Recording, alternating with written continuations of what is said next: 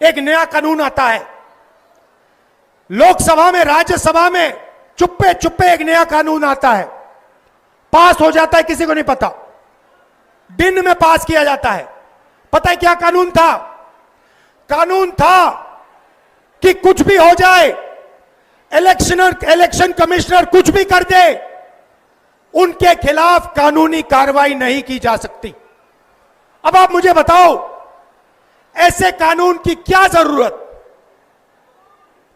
अगर ईमानदारी से इलेक्शन कमिश्नर काम कर रहा है तो ऐसे कानून की क्या जरूरत?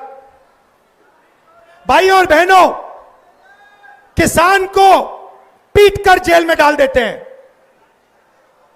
मजदूर को 2 जूते मारकर जेल में डाल देते हैं, युवा पेपर लीक के बारे में धरना देता है, लाठीचार्ज होता है, अंदर कर देते हैं, एफआईआर लग जाते हैं, मगर हिंदुस्तान के इलेक्शन कमिश्नर के खिलाफ कोई एफआईआर नहीं कर सकता है, कोई कानून नहीं एक्शन ले सकता है। क्यों?